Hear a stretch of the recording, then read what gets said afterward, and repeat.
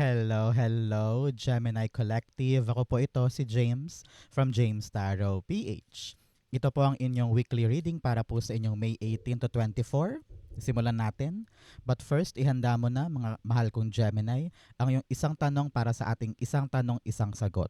Kung meron po kayong pangmalakasang one question, hawakan niyo po yan at sa dulo atin po yung babasahin. Okay? Holy Spirit, Spirit Guides, ibigay po natin kay Gemini ang sagot sa kanilang tanong. Inhale and exhale. Your cards for the week. Ooh, interesting. Siya nga pala mga mahal kong Gemini. Maraming salamat po ha sa lahat po ng mga hindi nag-i-skip ng ads, nagla-like, nagko-comment, at lahat po na patuloy pong sumusuporta sa atin every time po na meron tayong libreng reading para sa inyo.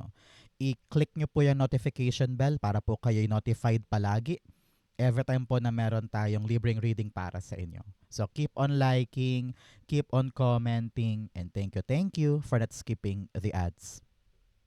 So, in the background of your reading, meron kang the Five of Pentacles. Gemini, alam ng yung spirit guides kung gaano ka kasipag ngayon, kung gaano ka nagpupursige sa mga bagay na inaasikaso mo. You feel so helpless, feeling mo you feel so abandoned na parang wala man lang bang tumutulong, wala man lang bang nagbibigay ng assistance, parang feeling mo wala ka masumpungan, wala kang makunan ng payo, tulong, no? Pero sabi dito, kung talagang walang tutulong sa'yo at wala kang masumpungan, kaya mong ibangon ng iyong sarili. Okay? Sabi dito, use your strength at huwag mo na daw i-big deal pa yung mga kahinaan mo. Mas makakatulong kung babaguhin natin ang ating perspektibo na kaya ko to, malalagpasan ko to, maaabot ko to, yung struggle ko, kaya kong tapusin ngayon. Parang ganyan. Okay? So, in your core energy, meron kang the Nine of Swords. Sobra na, no? Ang dami mo ng problema. Ang dami ng patong-patong na mga issue na parang sabi mo, paano ko ba to lalagpasan? Paano ko ba to matatapos? Ganyan. Pero your spirit guides are telling you, minsan, kulang ka lang sa pahinga. Kulang ka lang sa talagang pagbitaw minsan. Kasi parang feeling ko dito, niraratrat mo ang sarili mo para magawa, para ma-perfect, para matapos, para maayos. Pero minsan, may mga bagay na wala na sa kamay mo Halimbawa, meron kang inaasikasong approval, may inaasikaso kang papeles, dokumento. Kung nagawa mo na ang lahat, huwag mo nang ulit-ulitin pa sa isip mo kung ano yung magaganap. Let it happen. Let it unfold sa buhay mo. Kung ano yung mga bagay na kinakatakot mo, ipagpasa Diyos. Kasi kayang-kaya to. Okay? Pinapayuhan ka rin dito na huwag mo daw pangunahan yung sitwasyon. Just do your best and let God tell you or surprise you para sa mga magagandang bunga. Importante dito, nagpapakatatag ka, ginagamit mo yung kalakasan mo para lagpasan siya, and always tell yourself, temporary problems lang to, matapos din to, malalagpasan ko rin to, and everything will be fine. Okay? Clarify natin. The Nine of Swords, the Nine of Cups. Wow! You have the wish fulfillment card here. Alam mo na, Gemini, kapag lumalabas to, panahon na for you to make a wish. So go on, pumikit ka na ngayon, mag-wish ka na. It will happen for you. So, 9-9 here, telling you of release. Angel number po yan ng pag-release, no? So, sinasabihan ka dito na i-release mo lahat ng overthinking. I-release mo lahat ng pagdadalawang isip. Minsan, nag-overanalyze ka. Nag-iisip ka ng kanigahan or mga pangit na senaryo na hindi naman talaga mangyayari. Pinapangunahan ka lang ng kaba at takot. So, do not control the situation para hindi ka mahirapan. Okay? With a Nine of Cups here, clarifying our Nine of Swords, sinasabi dito na yung ating mga wish, yung ating mga hinihiling sa Diyos, yung ating mga pangarap, yung ating mga gustong makuha, huwag mo daw masyadong parang maging frustrated, maging desperate. No. Gawin mo lang yung makakaya mo every single day. Paunti-unti makakarating ka rin dito. No? So huwag mo masyadong pilitin Narinig ko dito, divine timing, divine timing, divine timing. It will happen to you. Pero kung masyado kang nega, para ikaw daw mismo ang nagtataboy doon sa swerte mo or sa wish mo. Kaya simplehan mo lang ngayon, do your best, huwag matakot, huwag ma-frustrate, at huwag mong pangunahan because it will arrive for you. Okay? So, mga mahal kong Gemini, ano ba yung mga hinihintay mo na dumating this week? Meron ka bang inaasahan ngayon and you're praying na sana dumating na? Comment down below, i-manifest natin yan, darating siya para sa'yo. Okay? In the area of what you need to focus on, meron po kayong the Hermit card. Si Hermit dito, sabi, kailangan mo daw parang klaruhin sa iyong sarili kung ano ba talaga yung gusto mo. I don't know why. Parang you need to go out many times this week. Parang nag-self-isolate ka eh. Parang nasa hibernation period ka eh, no?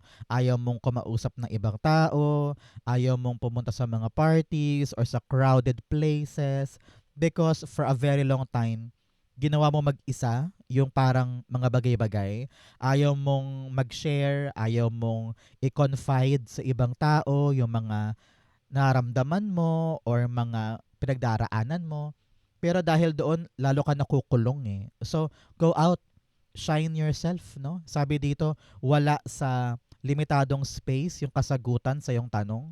Kapag daw nilawakan mo isip mo, nilawakan mo ang mga mata mo, makikita mo sa paligid na parang, ay, bakit ba ako nagpapakalunod sa problemang ito? Eh, napakarami palang posibleng solusyon sa paligid ko.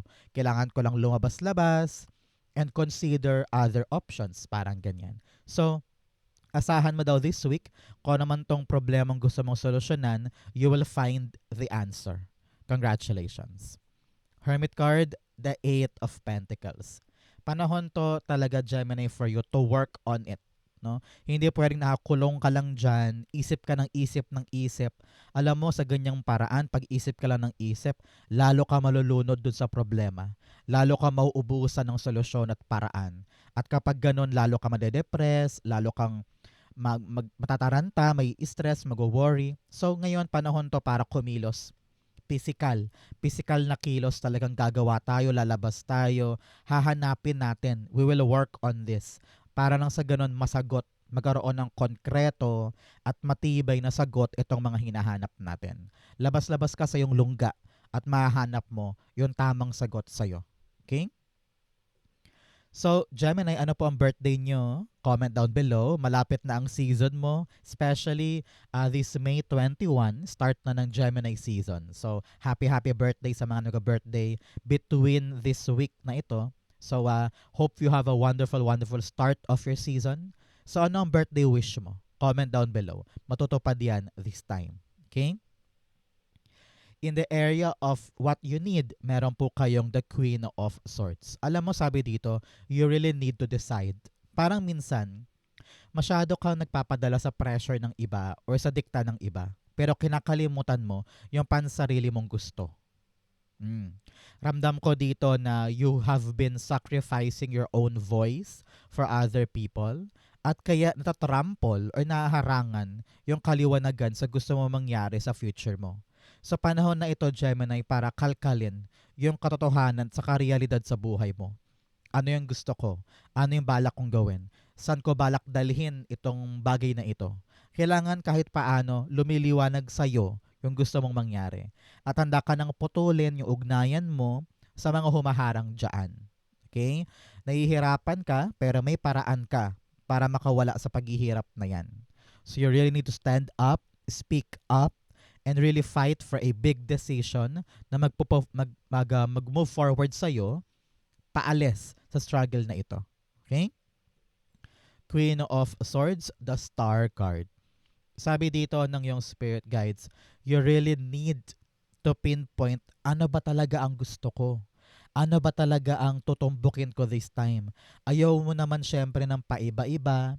Kasi sayang yung effort, sayang yung time, sayang yung money, sayang yung inilaan mo dyan, di ba? So, kailangan daw dito, Gemini, meron tayong malinaw na kahandaan at kaliwanagan sa gusto nating tumbukin. Kasi kung malabo ngayon, parang hirap-hirap lumaban, di ba? So, kailangan talaga ma-pinpoint mo yan this time.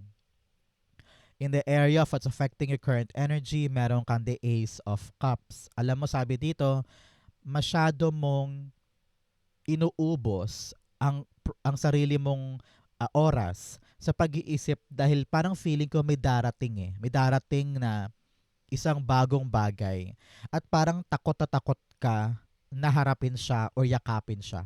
Maybe baka masyado tong magahol, malakas yung responsibility, napapressure ka, no? Pero sabi dito, isipin mo na lang na what if kapag niyakap ko tong bagong bagay na ito, ay matulay ito sa aking pangarap. 'Di ba? What if ito pala yung sagot sa mga dasal ko? So, wag ka nang matakot or wag ka nang malula o ma-overwhelm dito sa pumapasok na bagong bagay sa'yo. Example, you are afraid kasi parang hala, tumawag na yung agency.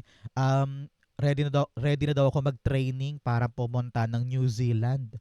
So parang kinakabahan ka, nag-overthink ka, nag-overanalyze ka, nag-overprepare ka, kaya lalo kang nahihirapan. Pero in actuality, you just need to be happy. You just need to be glad kasi dumating na. Parang ganyan. So wag mong katakutan yung paparating. Wag mong samahan ng nega at labis-labis sa pag-iisip na, hala, baka mapagod ako dyan. Hala, baka mahirapan ako. Baka mag-fail ako. Baka matalo lang ako. Wag mong isipin yan. Erase, erase, erase. Sabi ko nga, release, pakawalan. Pakawalan lahat ng duda, lahat ng takot, lahat ng mga tagadalawang isip at yakapin mo ng mabuti itong bagong bagay na ito. Ace of Cups, the Two of Wands. Okay, ngayon, ramdam ko dito na itong bagong darating na to ay talaga magpapalaya sa'yo sa comfort zone mo. Kaya ramdam ko talaga na may takot ka. No? Alam mo naman na panahon na para kumawala sa comfort zone, panahon na para mag-try ng bago, mag-take a risk, pero ramdam ko yung kaba mo, ramdam ko yung takot mo dito. Pero sabi, kailangan daw klaro sa isip mo kung ano yung halaga nito. Kasi kung gets na gets mo, kung gaano ka-importante itong bagong darating, hindi mo siya sasayangin kahit pa takot ka, kahit pa nag-aalangan ka, kahit pa parang marami kang dugdug-dugdug sa yung dibdib. Sabi dito, try mo lang, no? Samahan mo ng matinong plano, matinong strategy, and you will see na hindi ko pala dapat katakutan to o problemahin to masyado. The fact na sa'yo binigay, ibig sabihin, deserving ka ng blessing na yan. Okay? In the area of your near future, you have the Emperor card. Eto ka. Nakaupo ka sa yung seat of power. Hindi ka natakot, hindi ka na nag-i-struggle, hindi ka na nahihirapan, talagang kuhang-kuhang-kuha mo na, yun talagang pinaghirapan mo. You are taking the control of your life. Walang duda, walang pag-aalinlangan. Lahat ng problema kayang-kaya mong hawakan. Wala kang inaatrasan na issue. Wala kang inaatrasan na problema. Lahat yan hinaharap mo. At matalino ka na, wais ka na. You know what you want and you know what you don't want. At dito ka nakaupo, no? Either enjoying your new position sa bagong trabaho or enjoying your negosyo now, no? So makakaasa ka na kung ano man tong chaos at gulo sa buhay mo this time. In the near future, you're gonna sit down and enjoying the vast, vast abundance sa pinaghirapan mo. No? Hindi ka na katulad dati na super nalilito, super takot, super aligaga, lahat under your control. Congratulations. Yung hinahanap mo lang ngayon, ayan, iyong iyo. Congratulations. Emperor card, the Moon card. Moon card's all about you lifting yourself from all the pain, from all the suffering. Lahat ng question sa buhay mo, may kasagutan. Kapag merong mahirap na parte, kapag merong kang mga alinlangan, wala kang question doon eh. Matapang ka na susuungin yun. Sabi mo, may tiwala ako sa aking sarili, kaya ko to, ilalaban ko to, hindi ako takot, I believe in God, I believe in myself. So yung determinasyon na yun, yung motibasyon na yun, nagpapalakas ang loob mo kahit hindi ka sigurado, kahit walang kasagutan, kahit parang walang matinong kaliwanagan sa dako paroon, pero ikaw malakas ang loob mo na ituloy siya. So parang every problem can be resolved dahil alam mong malakas ako. No? So kung ano man tong temporary problems na to, naku, yakang-yaka mo yan. And you will realize the truth that you are better than before, that you are wiser than before. Congratulations. In your challenge, meron po kayong the 10 of swords. Meron kang 10-10 here. Ang 10-10 po ay talagang angel number of completion, success, o kaya pagtatapos po ng isang mahirap na bagay sa buhay mo. Kaya magalak ka. Ending na yung suffering na yan, makakabawi ka na, makakapag-move on ka na. And really, parang nililift sa likod mo lahat ng bigat. Ngayon, unti-unti na yung gagaan. Congratulations. Okay? Pero, in your challenge for the week, papasok ng Gemini season, sinasabi dito ng yung spirit guides na huwag kang manatili sa mga bagay kung saan ka nalugmok. Huwag mong hayaan na tatambayan mo yung problema at iisipin mo na, hala, wala lang solusyon habang buhay na ata ako dito. Ang hirap-hirap. Huwag kang papaloob sa victim mentality. Palagi kang may paraan, palagi kang may lusot, palaging may darating. Yun ang iisipin mo. At huwag mo laging isipin na end of the world na para sa'yo. No. You have always a new chance. Kaya kunin mo yan. The 10 of swords, you have the 5 of swords. Yes, sinasabihan talaga ikaw na wag mo nang dibdibin. Wag ka nang magduel sa mga negativity. Wag kang pumatol. Wag mo hayaan na para kang, alam mo yun, para kang alamang na binuburo doon for a very long time. Ibig sabihin, ikaw, para kang nagmamarinade ng problema sa iyong katawan. Always try to move on. Hindi worth it na palaging alalahanin kung bakit ka nadapa, sinong dahilan, yung mga puot, galit, yung mga panghihinayang. Let go, let go, let go. Nang sa ganon, makalaya ka na sa energy na ito. Okay? In your fortune, meron kang vast vistas, expand your horizon. Sabi ko nga kanina, lawakan mong isip mo, lawakan mong pananaw mo para makita mo kung ano talaga yung sagot sa mga problema. Para mahanap mo yung option, mahanap mo yung solutions, at mahanap mo yung way out of this struggle. Okay? In your fortune, you have the sun card. Maswerte ka dahil nasa fortune area mo si sun card. Alam mo na, kung lahi ka nanonood ng aking readings, kapag lumalabas to, tapos na to, ending na. There is something that is happy news, or happy result. Kung naghihintay ka ng kumpirmasyon, kung maganda ba or hindi, yes. Soon, may darating po sa inyong magandang balita. Super exciting ito. Some of you are traveling or taking a vacation. I'm seeing here, pupunta ka sa isang beach o sa isang lugar. Having this quality time with nature, quality time with family and friends. Napakasaya lang. Napakasaya. So asahan mo this week, Gemini, yung mga happy news and happy experience. Panahon to para makaramdam ka ng kalayaan, paggaan ng loob, na parang bata ka ulit, less problem, more tawa, parang ganyan. Congratulations. Meron din po sa inyo, narinig ko dito, gagaling sa isang sakit. Kung dumadanas ka ngayon na medyo mahirap sa bulsa, sa katawan, sa health mo, asahan ang pagbuti, asahan ang paggaling. Congratulations. Sun card, the Queen of Cups. Yes, relax na relax ka na ngayon. Yung mga dating duda, dating struggle, dating pagod, dating kayod, ngayon parang wala na yung alalahanin na yun eh. Parang, ay, nakaganon ka na, nakahinga ka na ng maluwag. Because you know that happy times are coming, the rejoice is coming, and the good news is yours. Wala ka ng alalahanin, wala ng stress. Tingnan mo naman, from super stressed to talagang relax na relax and having the best time of your life. So namnamin mo this week itong mga magandang scenario, videoke, kantahan, party, bakasyon, kung ano man yan, enjoy. Diyan mo makukuha yung peace of mind and peace of heart. Congratulations. In your divine messages, meron kang adjustments are required. Sabi dito, matuto kang mag-adjust. Matuto kang hanapin yung paraan and work on it.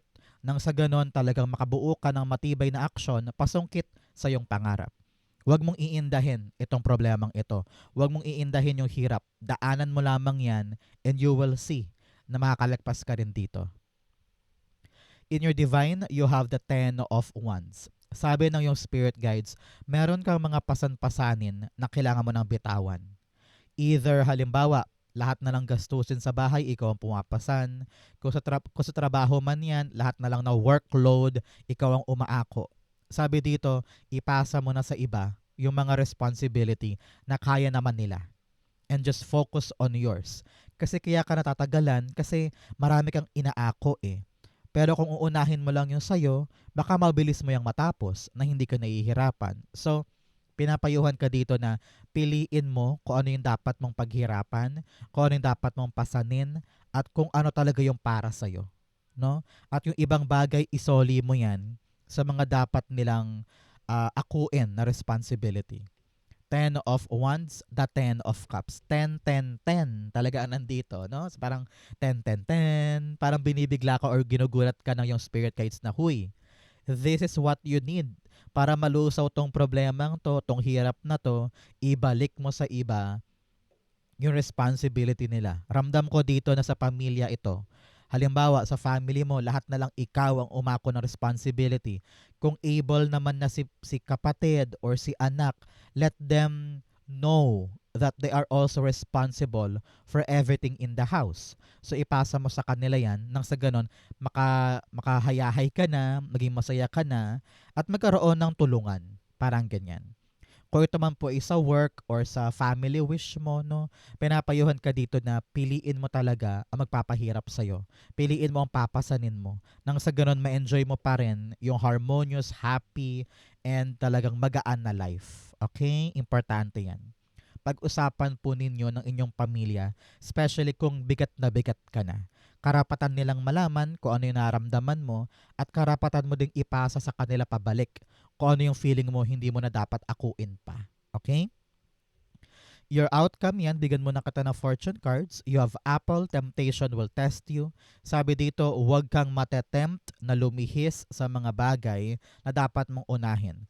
Cut the cord against the temptation nang sa ganon hindi ka malihis patungo sa mga goals mo. Okay? You have four-leaf clover. Great good fortune. Wow. Claim mo naman to. Meron kang four-leaf clover. Meron daw po kayong magandang swerte na darating sa buhay mo. You also have a ring. A marriage will take place, either romantic or business. Meron daw po sa inyo talagang ikakasal or merong union ng dalawang tao for a business venture o sa isang project. So congratulations. You have kite vacation. Sabi dito, talagang panahon to para magbakasyon, para lumabas-labas ng bahay at makita mo na, hay, magaan pala ang mundo. Marami pa akong pwedeng puntahan. Ayoko magpakakulong sa limitadong space. Okay? Ang outcome ni Gemini for May 18 to 24, the Magician card. Congrats! Meron daw po kayong minanifest o hiniling kay God. Sabi mo, God, sana matupad, sana makuha ko. Yes, yung pinaproblema mo na goal, yung pinaproblema mo na wish, nako, may paraan ka this week para matupad siya. Ramdam ko dito, may magbubukas na isang pagkakataon para sa'yo para tuparin yung goal na yon at ang kailangan mo, kumilos. Narinig ko dito kaya mo nang tuparin para makalaya ka na sa heaviness na yan at matupad yung gusto mo. May narinig ako na yes, it will happen, it will arrive, makukuha mo. Kaya ang challenge sa'yo, aksyonan. Gawin, tumayo ka at kumilos para doon. Okay? Magician, the Hanged Man. Yes, this week lilinaw na sa'yo, sa isip mo, na kung ano man yung mga katenggahan noon, kung ano man yung mga pangit na nangyari noon, ay may rason. Kumbaga parang hinanda ka lamang, prepare ka ni universe para makita mo na, hay, ito pala yung tamang aksyon, ito pala yung tamang ruta, ito pala yung tama kong kilos. Pag naliwanagan ka na dyan, Gemini, dito ka tunay talagang makakagalaw. Wala nang delay, wala nang haharang, kasi malinaw na sa'yo kung ano yung dapat mong gawin. So asahan mo this week na kung ano man yung problema, may isip mo yung tamang solusyon, makakapag-diskarte ka na. Congratulations. Okay? So let's go, Gemini. So yung isang tanong, isang sagot. Close your eyes and concentrate on this one question. Nagwawala ang mga cards. Marami silang gustong sabihin. Continue thinking about your question. Concentrate, concentrate.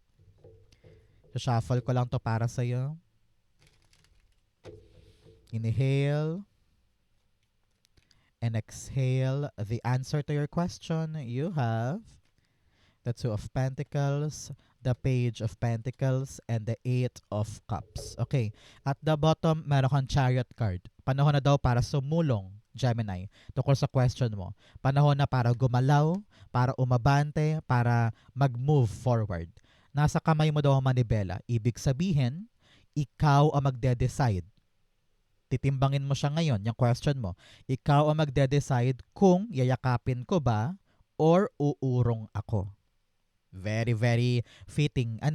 Nasa sayo ang kilos. Pero ramdam ko dito bilang payo, panahon na para mag-decide na umalis dun sa bagay na alam mong wala ka na mahihita, wala ka na makukuha, dead end na kumbaga.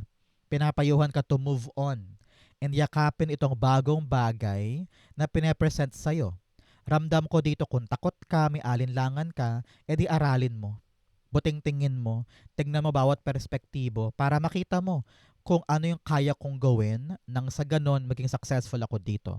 Kailangan talaga timbangin. Alamin mo muna yung pros and cons, advantages and disadvantages para matimbang mo kung ano yung discarding pwede kong gawin dito. Sa pag-alis mo sa past, pag-alis mo sa isang bagay na ngayon buo na ang loob mo na iiwanan ko na yan, lalarga na ako, this is requiring you of a big responsibility na talagang buting tingin ito. Hindi pwedeng papasok ka sa isang bagong bagay o bagong sitwasyon na clueless ka. Kailangan ngayon pag-aralan, balansehin ang life, bigyan mo to ng maraming oras, i-prioritize mo daw ito nang sa ganon maging sulit naman yung pag-transition mo. Maging sulit yung pag-alis mo sa isang bagay at pagpasok mo sa isang bagong journey. Kayang-kaya mo to. Aralin mo lang, buting tingin mo lang, i-prioritize mo lang. Kayang-kaya mo tong palaguin into your successful era. Okay? Congrats po. Kung ang question mo yes or no, the answer is yes. Panahon na para timbangin ang mga bagay-bagay at mag-move tayo sa bago. Okay? So Gemini, ito po ang yung isang tanong, isang sagot. Ganun din po ang yung May 18 to 24. Saan po kayo nakaresonate? Comment below, babasahin ko po yan. Thank you, Holy Spirit, Spirit Guides, for the clarity and messages na dapat malaman ng mga Gemini this week. Thank you po for watching hanggang dulo. I love you. This has been James for James Tarot PH. God bless everybody.